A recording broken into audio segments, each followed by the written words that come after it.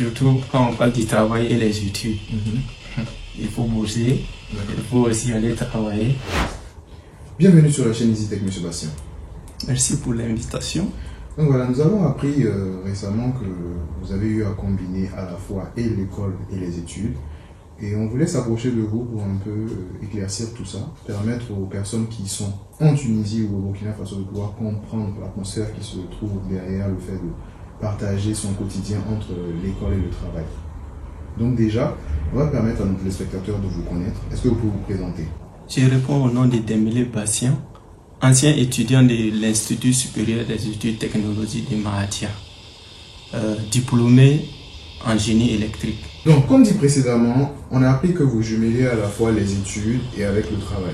Voilà. Donc, on voulait que vous nous parliez un peu plus de ça, pour qu'on puisse comprendre exactement. Donc, où est-ce que vous avez travaillé durant ces trois années en fait? Oui, tout à fait.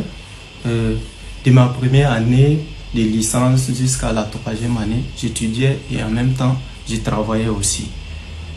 J'ai travaillé en tant que tel dans mon domaine, qui est le génie électrique, pour ce qui concerne les installations domestiques, les installations industrielles et aussi bien les installations photovoltaïques, sans oublier les dépannages que nous faisions auprès de nos clients aussi. Ok, des dépannages? Oui. C'est-à-dire? Des dépannages dans l'industrie, des moteurs, les vérins, les chaînes de production en général, dans les domestiques également pour ce qui concerne l'éclairage et bien d'autres. Ok, super intéressant. Donc là, vous travaillez directement dans votre domaine de l'électricité? Tout à fait. Super, super. Et c'est quoi les entreprises comment vous avez rencontré l'entreprise par exemple qui vous a embauché? Comment ça s'est passé un peu? Bon, c'est un peu complexe si je veux le dire. Les départs, ça n'a pas été simple, mais vu le système de l'ISET où j'ai étudié, j'oblige, si je peux le dire, à faire des stages. C'est un petit tapis roulant. 3 stages au bout des 3 années. Pour ce qui concerne les stages d'initiation, c'est là que j'ai fait connaissance avec pas mal d'employés en Tunisie, particulièrement dans les sociétés. C'est là que tout a commencé. Donc on peut dire que c'est votre compétence qui a été l'élément déclencheur chez eux pour vous faire confiance, vous un étranger, n'est-ce pas? Tout à fait. Le début, bon, je n'avais pas assez de compétences, Et un couple très et avec élevé. mon dynamisme, On a qui s'est donc associé fait aussi, le nettoyage, et ma détermination. quelques tests. Ça a fait qu'ils ont eu confiance en moi. Et Effectivement, ça aboutit. Et quelles sont les difficultés, par exemple, que vous avez eu à rencontrer déjà dans le travail, par exemple? Je suppose que ça n'a pas été de tout repos. Ah, vraiment, c'est pas simple. Surtout quand on parle du travail et les études. Il faut bosser, il faut aussi aller travailler. Donc, du coup, il y a le manque de temps. Et quand on parle de manque de temps, on a souvent recours aussi à un manque de sommeil. Mais je suis déterminé à jamais, ce qui a fait que je puis tenir bon.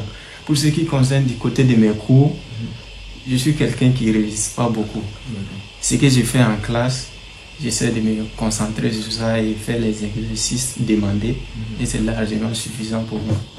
D'accord. Quand vous dites c'est largement suffisant, c'est quoi? C'est la moyenne 10 ou on parle de quoi exactement? Ah, vraiment. En tout cas, depuis que je suis là, je ne suis jamais descendu en bas des 15 de moyenne. Super. Ma plus faible moyenne, c'était 15,83. Malgré le fait que vous travaillez en parallèle. Tout à fait. Et c'est quoi le rang? Les rangs, c'est première de promotion. C'est pas incroyable. C'est pas possible. Là, vous travaillez en parallèle. Tout à fait. Et vous êtes premier encore. Tout à fait. Excellent. Je crois qu'on a des génies. Pas génie, mais ça va. D'accord. Revenons sur les domaines sur lesquels vous avez intervenu. Lorsque j'ai vu votre fiche, j'ai pu comprendre que vous avez travaillé dans l'installation domestique. Ouais. Et bon, j'aimerais un peu que vous nous parliez de ça. Juste question de... Voilà. Les installations domestiques, je travaille avec un ingénieur au bout des 3 années dans cela. Donc du coup, moi j'étais amené à élaborer les plans, les schémas électriques des clients. J'élabore ça qui est la première phase. Après cette première étape, nous procédons donc à l'étape du tubage. Qui est entre autres, on fait passer les tubes, etc., etc. Et après ça, on passe donc à la fixation des boîtes. Des boîtes de dérivation, les boîtes pour les interrupteurs et bien plus les prises du réfrigérateur et du climatiseur dans les domestiques. Revenons un peu, c'est vous qui faisiez les schémas électriques? Tout à fait, sur un logiciel AutoCAD et XRL. Ok, excellent. Et apparemment aussi vous avez travaillé sur l'installation photovoltaïque. Tout à fait. Parlez-nous de ça. Est-ce que c'est avec la même entreprise que vous avez fait tout ça? Non. J'ai travaillé en collaboration avec plusieurs entreprises et bien d'autres, des particuliers aussi. Donc, pour ce qui concerne l'installation photovoltaïque, j'ai tout d'abord fait une formation là-dessus, en Tunisie, ici, lorsque j'étais en première année. Donc, j'avais en quelque sorte, pas compétences, mais des connaissances là-dessus.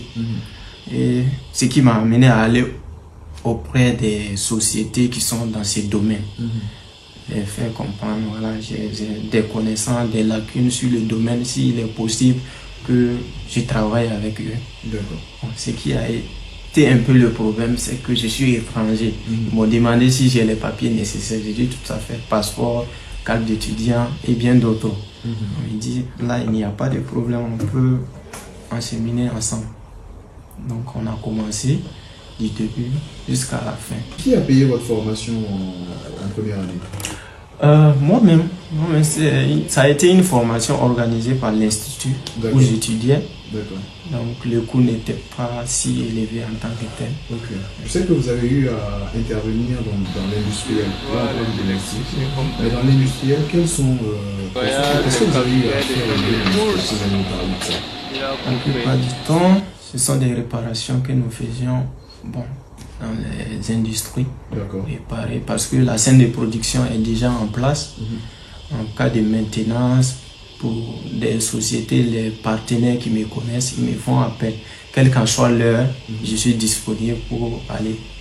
Ils vous appellent via une entreprise, ils vous appellent directement? Directement. Ils ont le contact et voilà. Ah, vous êtes un chef? Pas un chef, mais...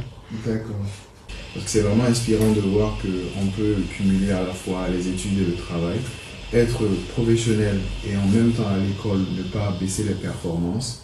Est-ce que vous avez un dernier conseil à donner à tous les battants qui verront cette vidéo et qui s'en inspireront? Il faut chercher à connaître ta mission de vie. Chacun connaît dans quoi il est en quelque sorte fort. Et même si ce n'est pas le cas, ce qui te passionne, tu connais au moins ce qui te passionne. En mettant l'argent de côté, ce qui va vraiment t'amener à faire ça, ta passion, sans compter l'argent. Et après, l'argent viendra. Moi, c'est en quelque sorte ça. En plus des connaissances acquises à l'école, il faut chercher à avoir le savoir-faire. C'est ce qui est plus drôle. Parce qu'il n'y a pas aussi de pratique sans théorie. Et la théorie seulement, sans la pratique, ça ne va pas aller trop loin. Ce qui m'a amené vraiment à prendre part aux différentes formations, stages, etc. jusqu'à travailler aussi au bout de ces 3 années qui m'ont été tellement instructives. Merci pour cette interview, M. Bastien.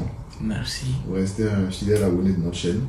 Merci beaucoup pour ce partage d'expérience. La chaîne EJTech qui traite pas mal de sujets sur la technologie. Je suis ravi d'être passé sur votre honorable chaîne. Merci beaucoup. Merci.